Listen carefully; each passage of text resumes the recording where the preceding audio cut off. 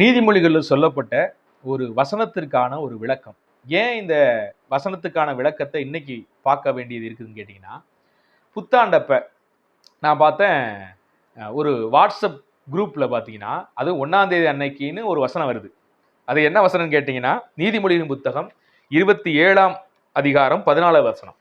அதாவது, அதிகாலையிலே உரத்த சத்தத்தோடு தன் சகோதரனுக்கு சொல்லும் வாழ்த்துதல் சாபமாக எண்ணப்படும் அப்படின்னு ஒரு வசனம் இருக்குது அந்த இடத்துல. இப்போ உங்களுக்கு நல்லா புரிஞ்சிருக்கும் இதை ஏன் நம்ம முக்கியமா பார்க்க வேண்டியது இருக்கு அப்படின்னு. ஏன்னா பல பேருடைய எண்ணம் வேதாகமத்தை தவறாக புரிந்து கொள்ளுகிறவர்கள் சிலர் இருக்கிறாங்க. நான் எப்பவுமே அதான் சொல்லுவேன், ஒரு வாக்கியத்தை நீங்க வாசிக்கிறீங்கன்னா அதுக்கு ஒரு விளக்கம் உங்களுக்கு வருது அப்படின்னா அந்த விளக்கம் சரியானதா அப்படின்னு 1க்கு 10 முறையாவது நீங்க அதை கொஞ்சம் ஆராய்ந்து பாருங்க.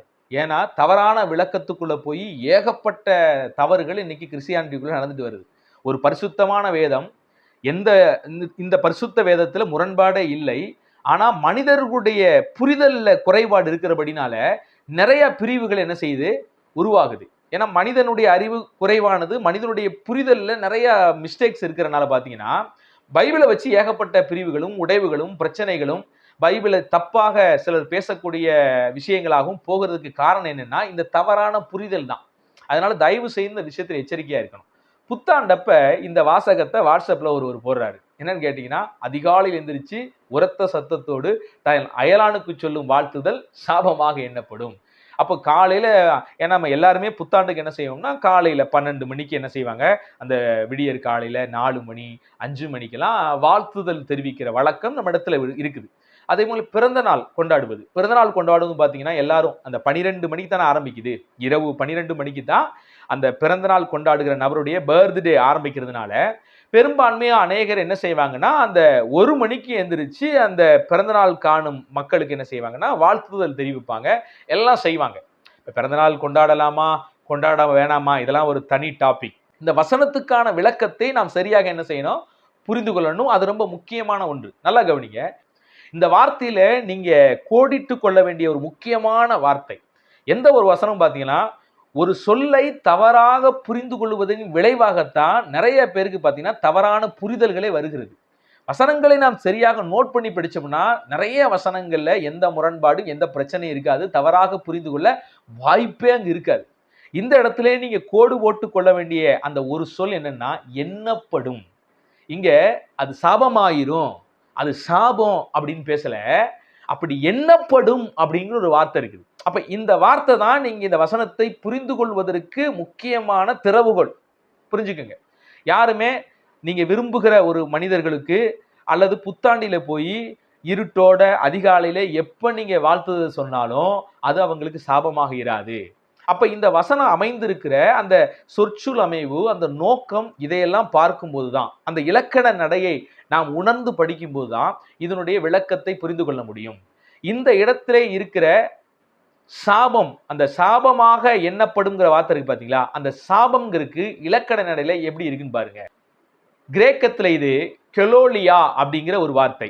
இந்த கெலோலியா அப்படிங்கிற கிரேக்க சொல்லுக்கான அர்த்தம், அதாவது இலக்கண நடையில இருக்கிற அர்த்தம் என்ன தெரியுமா, அதிருப்தியோடு, வெறுப்பு, தொந்தரவு செய்யும் வண்ணமாக. இப்ப நல்லா கவனிங்க, எது ஒரு மனிதனுக்கு சாபமாக எண்ணப்படும். இப்ப எனக்கு ஒரு வாழ்த்துதல் சொல்றாரு, அது நல்ல எண்ணத்தோட என் மேல வச்சிருக்கிற அன்பின் மிகுதியோடு கூட என்கிட்ட அதிகாலையில சொன்னா என்ன, எப்ப சொன்னான் என்ன, எப்ப சொன்னாலும் அது எனக்கு சந்தோஷம்தான். அதே சமயத்துல ஒருவர் எனக்கு வாழ்த்துதெல்லாம் சொல்றாரு, அதே சமயத்துல அவர் வெறுப்போடு எனக்கு வாழ்த்து சொல்றாரு, அதிருப்தியோட வாழ்த்து சொல்றாரு, எனக்கு தொந்தரவு செய்யும்படியாக அந்த வாழ்த்துதல் இருக்கிறது. அப்படிங்கும் போது நான் அந்த வாழ்த்துதலை எப்படி எடுப்பேன்னு கேட்டீங்கன்னா, அல்லது உங்களுக்கு பிடிக்காத ஒரு நபர் வெறுப்பேத்தும்படி உங்ககிட்ட ஒரு வாழ்த்துதல் சொன்னா நீங்க அதை எப்படி நினைப்பீங்கன்னா, ஒரு சாபம் மாறி உங்க மனசு தோணும், துக்கப்படும். அவர் சொல்ற வார்த்தை நல்ல வார்த்தை தான், ஆனா சொல்லும் மனிதர் சரியில்லை. தவறான நோக்கத்தோடு அந்த நல்ல வார்த்தையை நம்மை நோக்கி பேசுகிறார்.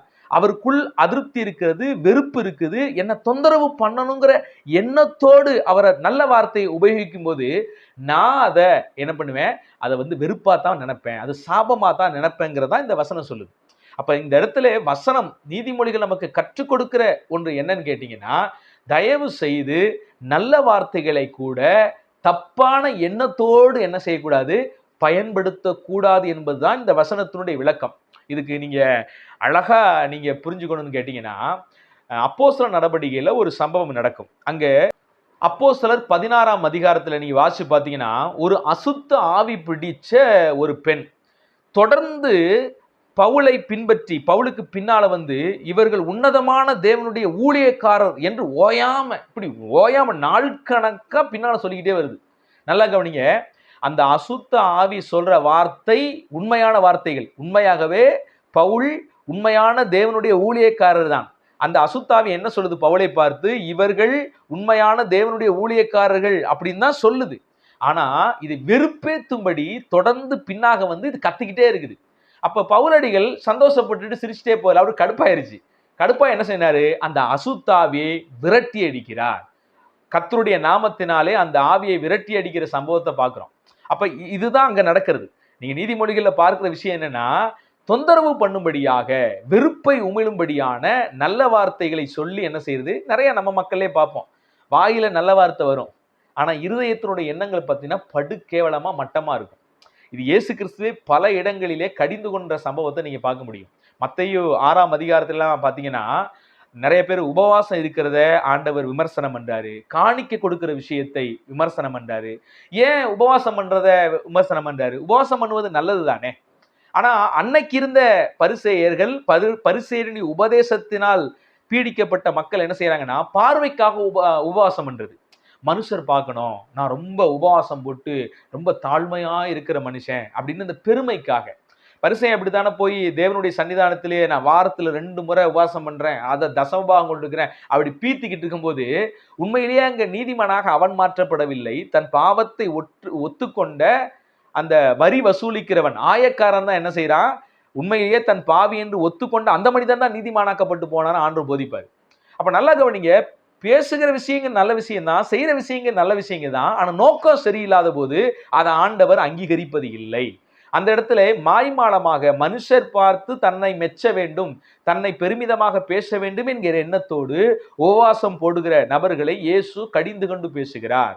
மனுஷர் பார்க்கும்படியான தாரை தப்பட்டையெல்லாம் அடித்து மக்களுக்கு உதவி செய்கிற, மக்களுக்கு பரிசுகளை கொடுக்கிற, அப்படி நாங்க ரொம்ப தாராள குணம் உள்ளவங்க, இரக்க குணம் உள்ளவங்க. இன்னைக்கு நிறைய பேர் செய்யறாங்க பாத்தீங்களா, கொஞ்சோண்டு அரிசியை வாங்கி கொடுத்து அதை 4 போட்டோ சுத்தி எடுத்துக்குவாங்க. இப்படி எடுத்து கொடுத்து நான் இந்த மாதிரி ஆட்களுக்கெல்லாம் உதவி செய்யறேன் அப்படின்னு. எண்ணம் இங்க என்னதான் தப்பு. ஒரு சிலர் பார்த்தீங்கன்னா உண்மையாகவே தான் செய்கிற இந்த ஈகை குணம் மற்றவர்களுக்கும் உள்ள பாதிப்பை ஏற்படுத்தி அவர்களும் ஈகை குணம் உள்ளவர்களாக மாற வேண்டும் என்கிற எண்ணத்தோடு சில வீடியோக்கள் எடுப்பாங்க, தரவுகளை எடுத்திருப்பாங்க. ஒரு சிலர் ஸ்பான்சர் பண்ணியிருப்பாங்க, நீங்க போய் இவர்களுக்கு உதவி செய்யுங்கன்னு. அப்ப அவர்களுக்கு என்ன செய்யணும், சில விஷயங்களை ஒப்பு கொடுக்க வேண்டியது இருக்கும். உண்மையிலேயே அவரிடத்தில் பெற்ற பணத்தை இவர் ஏழைகளுக்கு செலவழித்தாரா என்பதை கணக்கு கொடுக்க வேண்டியது இருக்கும். அப்படி கணக்கு கொடுக்கும் போது ஆதாரத்துக்காக எடுத்துக்கொள்வது வேற. எல்லாமே நம்முடைய இருதயத்துல தான் இருக்குது. அதனாலதான் வேதம் சொல்கிறது, மனுஷன் முகத்தை பார்க்கிறான், கர்த்தரோ இருதயத்தை பார்க்கிறார். நீங்க எது வேணாலும் செய்யலாம். போட்டோ நீங்க ஒருத்தருக்கு செய்த உதவியை என்ன நோக்கத்தோடு செய்கிறீர்கள் என்பதை தேவன் என்ன செஞ்சிருக்காரு, பார்த்துக்கிட்டே இருக்கிறார்.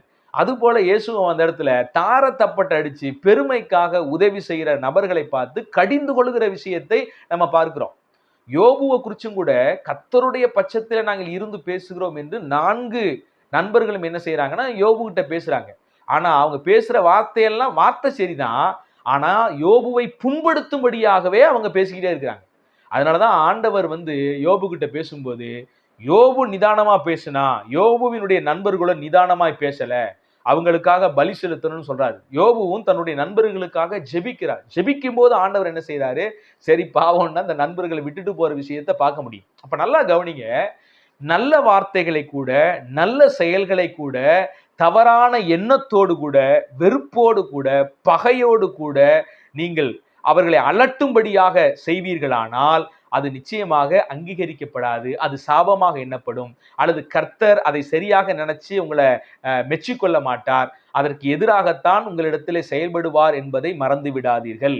அப்ப ஒரு வசனத்தை நாம் வாசிக்கும் போது இந்த புரிதல் நமக்குள்ள என்ன செய்யணும், வரணும். நீங்க இதை குறித்து பவுல் அடிகள் 1 கொரிந்தியர் 13ஆம் அதிகாரத்துல பேசும்போது கூட அழகா சொல்லுவார். அங்க பாத்தீங்கன்னா, அன்பு உனக்கு இராவிட்டால் ஒன்றும் இல்லை, அன்பு இல்லாம நீ அன்னதானம், உன் சொத்தை பூரா வித்து அன்னதானம் பண்ணினாலும், உன் சரீரத்தை சுட்டரிக்க கொடுத்தாலும், நீ தூதர் பாஷையே பேசி நான் அந்நிய பாஷை பேசுறேன், அது பண்றேன், இது பண்றேன்னு எல்லாம் பீத்திக்கிட்டு அன்பு உனக்குள்ள இல்லைன்னா நீ இதை எதை செஞ்சாலும் அது ஒண்ணுமே இல்லை அப்படின்னு பவுலை கொண்டு பரிசுத்த ஆவியானவர் பேசுகிறார். அப்ப ஒரு வசனங்களை வாசிக்கும் போது இந்த புரிதலோடு கூட நம்ம வாசிச்சா மட்டும்தான் ஒரு வசனம் புரியும். எளிமையா உங்களுக்கு ஒரு விளக்கம் சொல்றேனே. இப்ப இசை நல்லதுதான், இசையை விரும்பாதவர்கள் யாருமே இல்லை. இதே 12 மணிக்கு நீங்க இசையை போட்டு உங்க வீட்டுல ஒரு 10 ஸ்பீக்கரை வச்சு அடிச்சு விடுறீங்கன்னு வச்சுங்களேன், அது எப்படி இருக்கும்? அக்கம் பக்கத்துல உங்க ஊருக்காரவங்களுக்குலாம் இரிட்டேட்டிங்கா இருக்கும். நீங்க கேட்பீங்க, அழகான இசை தானே, நேர்த்தியான இசை தானே, அருமையான பாடல் அப்படின்னு நினைப்பீங்க. ஆனா நீங்க மத்தவனை தொந்தரவு பண்ணும்படி அதை 12 மணிக்கு போட்டு நீங்க பண்ணணும்னு அவசியம் இல்லை. அவன் வந்து அதை விரும்ப மாட்டானே. அதே சமயத்துல நீங்க 12 மணிக்கு உங்க சொந்தக்காரவங்க கிட்ட, உங்க பிள்ளைங்கிட்ட, உங்க நண்பர்கள்ட்ட போய் வாழ்த்துதல் சொல்லும்போது அவங்க இரிட்டேட்டிங்கா அதை எடுக்க மாட்டாங்க. ஒரு புத்தாண்டு அந்த ஒரு நாளிலே நீங்க இரவோடு இரவாக அல்லது காலையில் அதிகாலையில போய் நீங்க வாழ்த்துதல் சொல்றதுனால அவங்க இரிட்டேட்டிங் எல்லாம் அதை நினைக்க மாட்டாங்க. அப்ப இரிட்டேட்டிங்கா யாருக்கு போய் சேரும், அதை எப்ப செய்யக்கூடாது அப்படிங்கிற ஒரு விஷயம் இருக்குது. அப்ப நீங்க நீதிமொழிகள்ல அந்த பார்க்கிற வசனம் எதை குறித்து சொல்லுன்னா, அடுத்தவனை பிடிக்கல, வெறுப்போடு கூட, பகையோடு கூட, அவனை தொந்தரவு பண்ணணுங்கிற நோக்கத்தோடு கூட ஒரு மனுஷன் அயலானுக்கு வாழ்த்துதல் சொன்னான்னா, அந்த வாழ்த்துதலை அந்த அயலான் நல்ல மனசோடு ஏத்துக்க மாட்டான். அதை என்ன செய்வான்? சாபம் மாதிரி தான் அவன் நினைப்பான். அதனால நான் இந்த வீடியோல சொல்ல வர்றது என்னன்னா, உங்க இருதயத்துக்கு விரும்பினவங்களை, உங்களை அதிகமாக விரும்புறவங்க கிட்ட நீங்க அதிகாலையில் வாழ்த்து சொன்னாலும் தப்பு இல்லை, எப்ப சொன்னாலும் அது தவறு இல்லை. ஸோ பர்த்டே விஷஸ் நீங்க காலையில பண்றதுனால எந்த தவறு இல்லை. புத்தாண்டு வாழ்த்துதல் நீங்க காலையில போய் சொல்றதுனாலும் எந்த தப்பும் இல்லை. ஆனா தவறான நோக்கத்தோடு நீங்க செய்வீர்களானால், அல்லது உங்களை பிடிக்காம அடுத்தவங்களுக்கு இரிட்டேட்டிங்கா உணரும்படியாக நீங்க எது செஞ்சாலும் அது தவறான விஷயம், புரிந்து கொள்ளும். இதே போல சுவாரஸ்யமான தேவனுடைய வாக்கியங்களின் உண்மை சத்தியங்களை புரிந்து கொள்ள தொடர்ந்து நம்முடைய சேனலை ஃபாலோ பண்ணுங்க. ஏதாவது கேள்விகள் இருக்கும் பட்சத்துல கீழே கமெண்ட் பண்ணுங்க. மற்றவங்களுக்கும் இந்த பிரயோஜனமான செய்திகளை பகிர்ந்து கொள்ளுங்க. கர்த்தர் தாமே உங்களை ஆசீர்வதித்து காப்பாராக. God bless you.